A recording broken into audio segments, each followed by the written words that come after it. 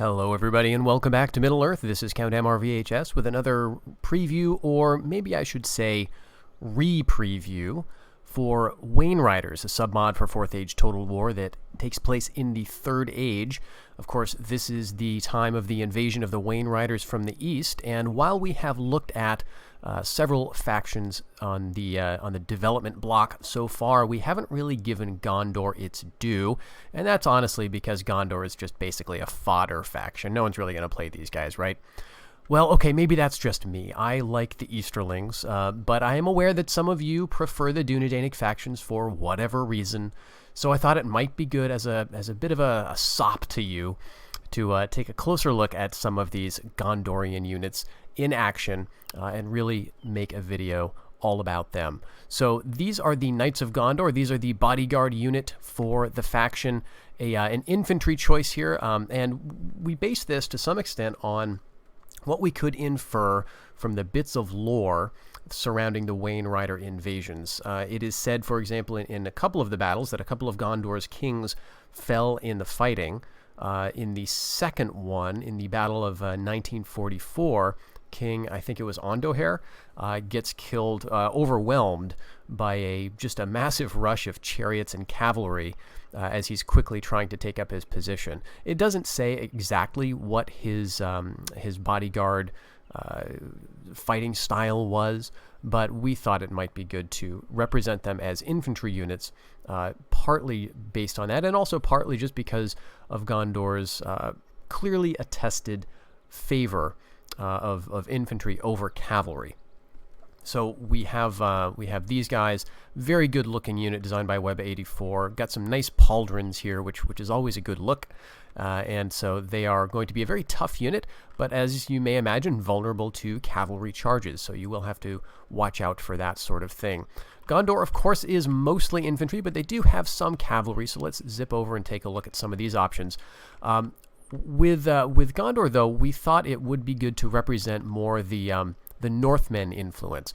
We know that ever since before the Kinstrife, people of Rovianian joined Gondor, joined the armies, either allied with them or actually settled in Gondor. And so even, several centuries later, we imagined there would be a strong contingent of Rovianian units in, or at least a representation of Rovianian units in Gondor's roster. So here we have some of the lighter cavalry, Rovianian scouts. These are sort of Northmen-looking units that have the ability to skirmish.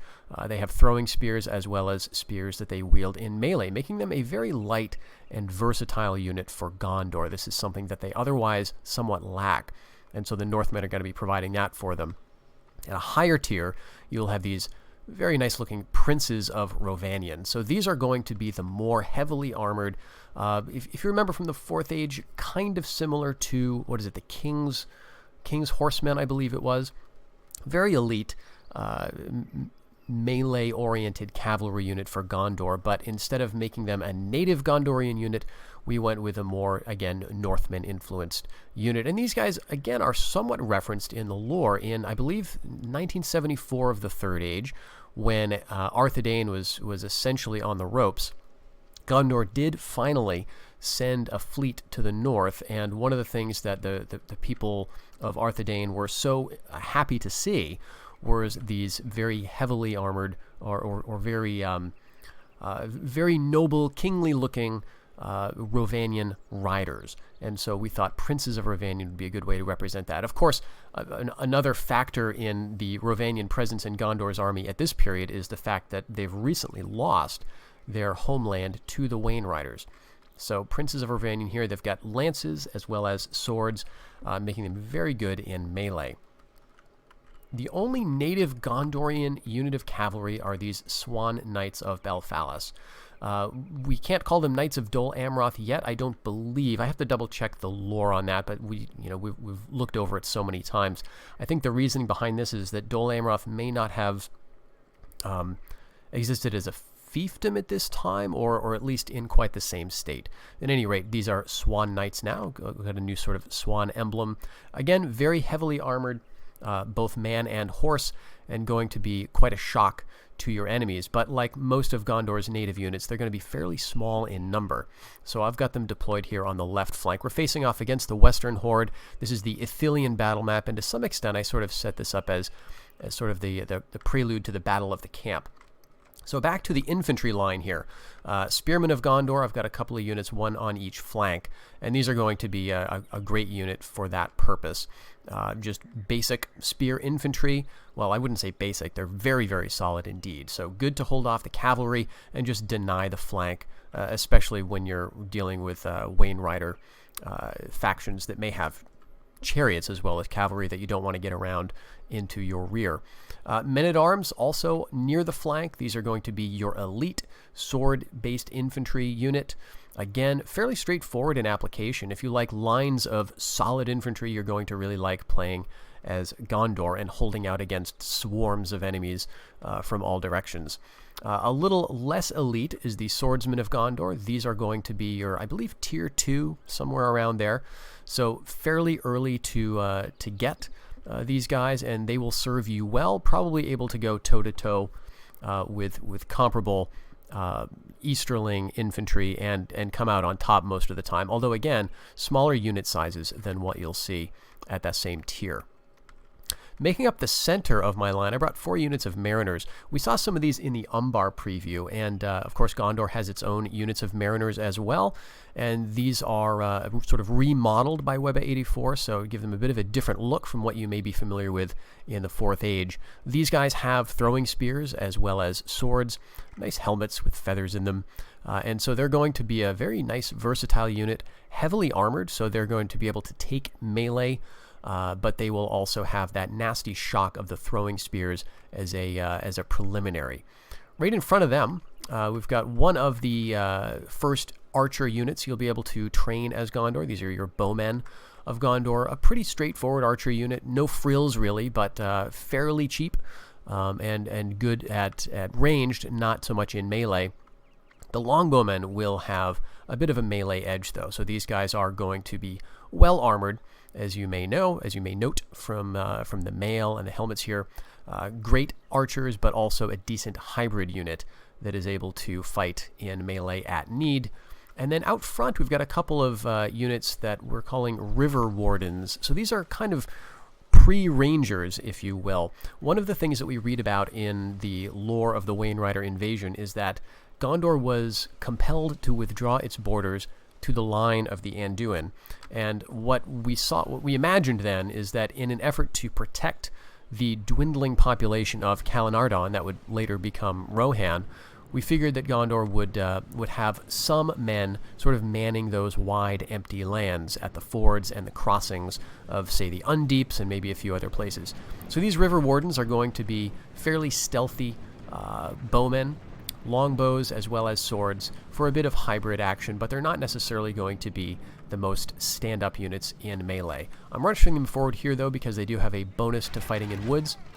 Again though, a lot of the stats and attributes of these units do remain to be decided, so we will have to see how that is all going to play out in the sort of the final version of the mod. We're facing off again against the Western Horde, and so they're advancing. I've given them a decent amount of cavalry, maybe even approaching a 50-50 cavalry infantry mix here. Not a lot of chariots this time around. As you'll see, I brought one unit with the Western Horde, just because I imagined that if we're fighting in Ithilien, this is maybe around the time of the Battle of the Camp, and so they probably at this battle would not have had time to deploy in their chariots and wouldn't have had really favorable terrain for it either. But you can see that they're advancing up the hill, and we've got our men kind of waiting in a pretty favorable position for us to sort of hold the line uphill while the enemy is compelled to come up. That said, we are going to be rushing forward our Mariners, and we'll see how they perform at stopping the enemy from their advance. We do have the fire arrows going from the longbowmen, and so that's going to hopefully panic them a little bit. Step axes are marching up the hill, but they're taking quite a bit of damage from the Mariners as well as the other archers. Being a bit shy about attacking. Some of the other units I brought include these more elite Northmen-inspired units, Sworn Spears. Again, for the Western Horde, we imagine that there's going to be a mix of cultures. not just Easterlings, but since they've been living in Rovianian for quite a while, enslaving its population and basically ruling the place, we imagine that they would have some Northmen-style units that they kind of convinced to fight for them. Over on the left, I've got all my cavalry fighting. You can see that the Swan Knights have already routed a unit of step axes here. Going to be very good at that kind of shock cavalry function. We've got our other riders sweeping out to the far flanks. Princes of Rovianian cutting down some elite sworn champions. These are, again, a Northmen unit for the Western Horde, but they are going to hold out for quite a while as they're fairly elite, but we will get them eventually. The Rovianian scouts did manage to send away some units of cavalry, but these guys are going to stumble against the steppe lancers here. Much larger unit size, and we've already been worn out from fighting that other unit of cav, so I think these guys are going to break pretty quickly. Again, the Rovianian scouts are not the most elite by any means. They're your lightest cavalry, and so these steppe lancers were able to get them, unfortunately.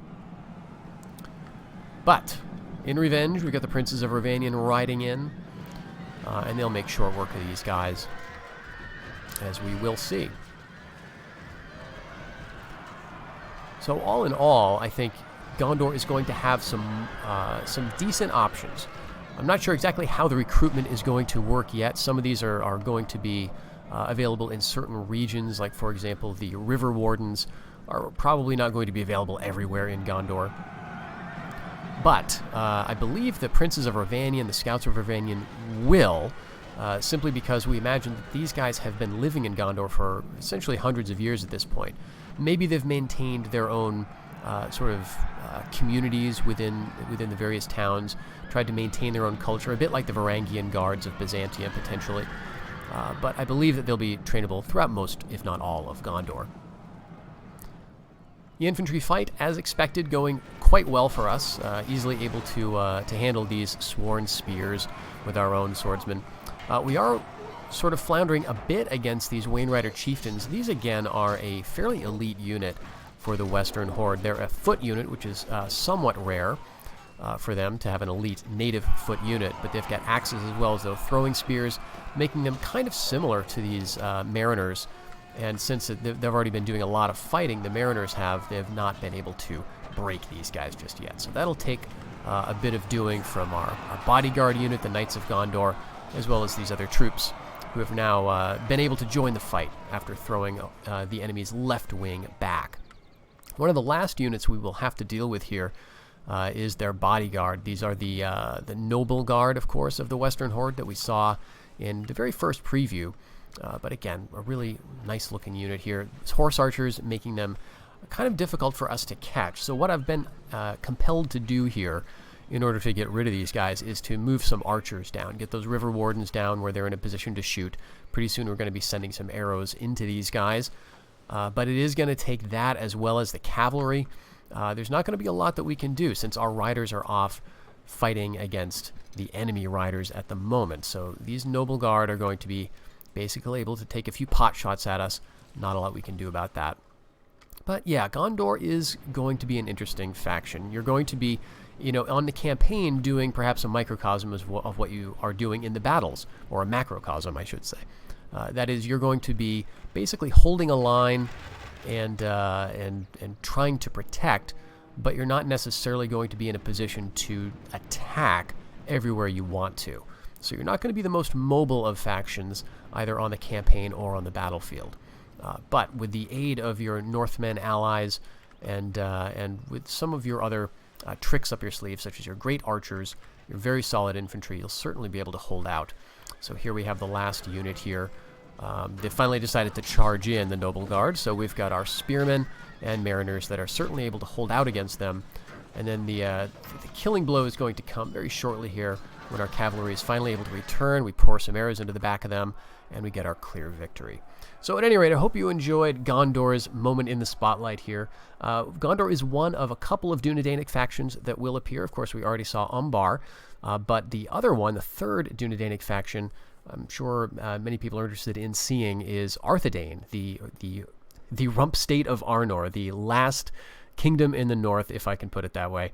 I very much like that faction as well. If you like the play style of Gondor, or playing as, say, the Reunited Kingdom in the 4th Age, then Arthedain is going to be right up your alley. Very tough infantry, but having to deal with being outnumbered and not necessarily having the funds to always produce the kind of elite troops that are going to be required for you to win.